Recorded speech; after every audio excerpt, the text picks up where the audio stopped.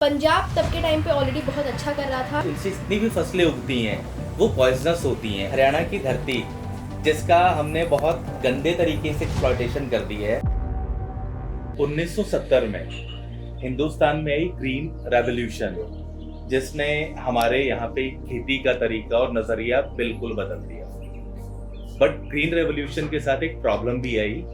हमने अपनी जमीनों का बहुत ज्यादा एक्सप्लॉयटेशन किया और आज उनसे जितनी भी फसलें उगती हैं वो पॉइजनस होती हैं और आज भी हम उन्हीं तरीकों के ऊपर पॉइजनस फसलें कंज्यूम कर रहे हैं। और आज जिस दौर में हम बैठे हैं, समय आ चुका है ऑर्गेनिक फार्मिंग का, ऑर्गेनिक रेवोल्यूशन का। So Chanchala is with me. I have few questions from Chanchala. Like हम ऑर्गेनिक रेवोल्यूशन की बात कर रहे हैं, we are sitting in Haryana. सबसे पहले हरियाणा की धरती जिसका हमने बहुत गंदे तरीके से एक्सप्लॉयटेशन कर दी है, जिन लैंड्स के ऊपर हमने इतना ज्यादा जहर डाल दी है कि वहां से उगने वाली फसल ही जहर होती है, कैसे इस जमीन से हम ऑर्गेनिक खेती कर सकते हैं? जी तो हरित क्रांति जिसके लिए हमारे देश को बहुत अच्छे से जाना जाता है, अनडाउटेडली उसने फार्मर्स को एक बेनिफिट दिया था। हमारे यहाँ हाई यील्डिंग वेराइटीज लाई गई थी, हमारे यहाँ पहली बार फर्टिलाइजर्स को इंट्रोड्यूस किया गया था और यही एक कारण है जिसके लिए आज के टाइम पे हरित क्रांति को जाना जाता है। लेकिन इसके साथ साथ हरित क्रांति ही वो लेवल था जहाँ पे पूरे के पूरे कैनाल सिस्टम के नेटवर्क को डेवलप करने का इनिशिएट किया गया था। And it was basically not only about seeds, it was even about irrigation. Punjab तब के टाइम पे ऑलरेडी बहुत अच्छा कर रहा था and one of the major reason कि पंजाब बेल्ट को क्यों लिया गया, दैट वाज यहाँ के फार्मर्स बहुत हार्ड वर्किंग है जो आज भी है। अगर अब हम बात करें ऑर्गेनिक फार्मिंग की, इसके दो मुख्य कारण हैं कि क्यों हमें ऑर्गेनिक फार्मिंग करनी चाहिए। एक जिसे आप मजबूरी के तौर पे देख सकते हैं वो ये है कि हमारी मिट्टी खराब हो चुकी है और अब बहुत जल्दी लोग इस चीज को एक्सेप्ट कर रहे हैं। सेकेंड चीज, जो चीज हम उगा रहे हैं उसमें अब मिट्टी से टॉक्सिक चीजें उन चीजों में भी आ रही है जो हम खा रहे हैं। इसी के लिए हमारी मिट्टी को वापस जीवित करने के लिए और एक अच्छे भोजन आहार को बनाने के लिए ऑर्गेनिक फार्मिंग का वापस से चलन लाया गया और जो अब लोग एक्सेप्ट भी कर रहे हैं उसे।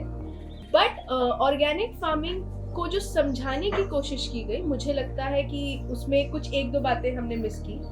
जैसे हम बोलते हैं कि हमें ऑर्गेनिक फार्मिंग करनी है और उसके साथ हम सीधा किसान को बोलते हैं कि शुरुआत कुछ साल आपकी यील्ड ड्रॉप कर जाएगी। यील्ड ड्रॉप करेंगे, आपको शायद अपनी जमीनें भी खाली छोड़नी। हाँ, आपको जमीनें खाली छोड़नी पड़ेंगी, आपकी उपज कम होगी और हो सकता है आपको बहुत मुनाफा ना हो, लेकिन आपको 3-4 साल बाद एक अच्छा रिटर्न आएगा और फिर धीरे धीरे वो रिटर्न बढ़ता जाएगा। क्या ये प्रैक्टिकली पॉसिबल है?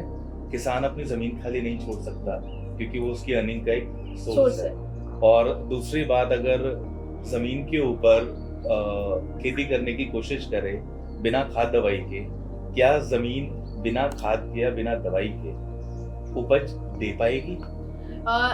मैं कहूँगी जरूर दे पाएगी, क्योंकि जब तक हमारे यहाँ हरित क्रांति नहीं हुई थी हम ऐसे ही उगा रहे थे। लेकिन जो आज के टाइम पे हम छोड़ रहे हैं ऑर्गेनिक फार्मिंग में, या मैं बोलूँ ऑर्गेनिक फार्मिंग से बेटर नाम होगा नेचुरल फार्मिंग इसको देना, उसमें जितना हम लोगों को प्रमोट कर रहे हैं ऑर्गेनिक इनपुट्स के लिए, उसी के साथ साथ हमें उन्हें दो चीज़ों की और महत्वता समझानी पड़ेगी। पहला है ऑर्गेनिक फार्मिंग के साथ बायो फर्टिलाइजर्स का यूज किए जाना। आपको ये बात समझनी पड़ेगी कि ऑर्गेनिक फार्मिंग में जो आप गोबर डाल रहे हैं, जो आप सड़ी गली खादें डाल रहे हैं, वो सोर्स है, वो आहार है जिसपे जब आप बायो फर्टिलाइजर ऐड करेंगे, जिन्हें आप ट्राइकोडर्मा, सूडोमोनास, बैक्टीरिया, फंजाई के नाम से जानते हैं, वो उसी खाने को जब खाएगा तो मिट्टी में फंसे हुए पोषण तत्वों को वो रिलीज करता है और बाद में माइकोराइजा, जो किसान बहुत अच्छे से, जिससे होगा किसानों को जिनको पता होगा, उन्हें पता है यही माइकोराइजा उसे पौधों की जड़ों तक लेकर जाता है और जिस तरीके से पौधे को अपना न्यूट्रिशन आहार उसके पास मिलता है। इसीलिए सिर्फ गोबर की खाद या मिट्टी में कार्बन का परसेंटेज बढ़ाने से आपको ऑर्गेनिक फार्मिंग के रिजल्ट नहीं मिल सकते। साथ ही साथ जब हम बोलते हैं क्या ये पॉसिबल है कि ऑर्गेनिक फार्मिंग कर दिया जाएगा, या पॉसिबल है इसको ऐसी मिट्टियों में लेना जो अपनी पूर्ण रूप से क्षमता खत्म कर चुकी है, तो मैं कहूँगी हाँ, शुरुआत में मेहनत, मेहनत, पैसा और सबसे बड़ी चीज़ धीरज बहुत ज़्यादा लगेगा। लेकिन इसके साथ साथ एक चीज़ जो हमें प्रैक्टिसेस में चेंज करनी पड़ेगी, बजाय इसके कि आप एकाएक अपने इनऑर्गेनिक इनपुट्स को रोकें, धीरे धीरे उसकी मात्रा कम करने की कोशिश कीजिए। इस चीज़ को ऑर्गेनिक फार्मिंग शुरुआत में ना बोलकर आप इसे मिनिमम रेसिडुअल फार्मिंग के नाम से लीजिए। इसे उसी कॉन्सेप्ट पर अपनाइए जहां पर आप मिट्टी के अंदर जो भी इनऑर्गेनिक फर्टिलाइजर या दवाइयाँ स्प्रे करते हैं या डालते हैं, उनकी मात्रा को कंट्रोल में लाने की कोशिश कीजिए।